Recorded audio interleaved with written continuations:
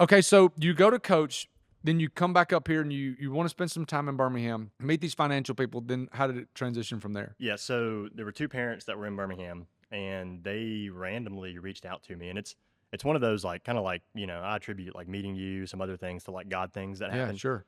which he's always but just things that you're like that's interesting. Yeah. So, but anyways, got a call from these two guys that were in Birmingham, and again they were parents of kids that I knew, and they had a real estate wholesale company in Mm. Birmingham. So they were growing. They were like, hey, we need someone to take on acquisitions and, come up, meet us, have coffee, went to Cracker Barrel.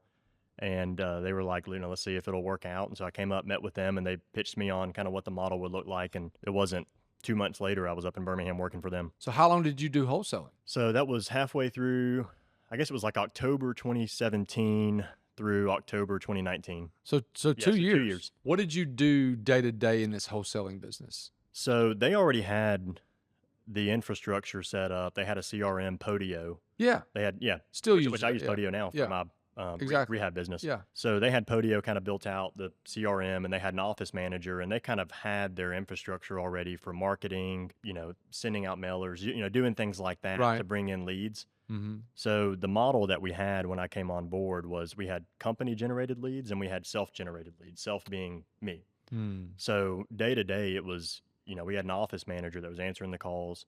She was, if she thought it was a deal, she's putting it in Podio. She'll tag me on there. She'll call me and be like, hey, call this person now. So, or if she thought it was really a deal, she'd go on and put it on my calendar. So she would take in all the calls, put everything on my calendar, and just kind of load the calendar up for the week. And I'd go meet with everybody. And I was in acquisition. So it's, meeting with the homeowners Yeah. and negotiating the sale of the house, So that was getting the house under contract. inbound stuff, meaning it's coming to y'all. Did you Correct. go out and seek stuff?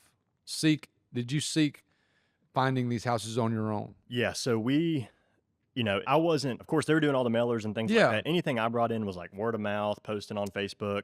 I had a big, we buy houses thing on the back of my car with my phone number. All that stuff was kind of ways that I would bring deals in. But I mean, we did a significant, they're still in business, but, Wow. we did 55 to 65 wholesale deals a year. Average deal was 25 grand. That's pretty darn good.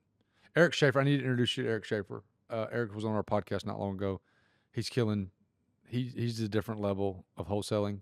Does a lot of pay per click. He's 24 and Wow. he's killing it. He's so smart, so bright, and I needed to get you guys in the same room. Yeah, I'd love He's to meet him. great. So you're doing the wholesaling thing. Where did you transition from there? The guys I worked for were great. We didn't see eye to eye on some things. And Mm-hmm. just so October of 2019, we kind of parted ways. I went off, and at the time, I didn't know what I was going to do. Yeah. Like, had no idea.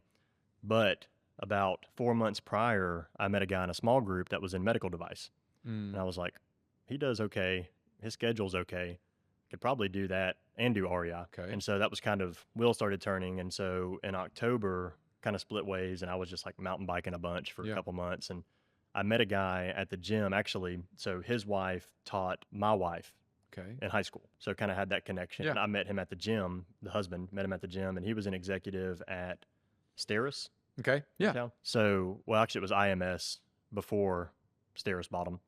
So he introduced me to a guy with Johnson and Johnson who I work for now, Yeah. and he said, "Hey, you should meet this guy." So I met him, got a beer, and again, just kind of a God thing. Yeah. He was like, my associate rep's leaving in January, and this is January of 2020, and he was like, if you want to come on board, like come shadow and just see if you like it. And so for about 2 months, I wasn't even, probably shouldn't have been in the OR, but I was like in scrubs, not employed by anybody. And I'm just like shadowing, Dude, that's awesome. hanging out with him. But I was like, as much as I come around, they can't not hire me. Like they're going Sure. to have to hire me if I'm just in the OR. Yeah. So everyone already knew me before I got hired. I'd been in there for 2 months. And so January 2020, I got hired on.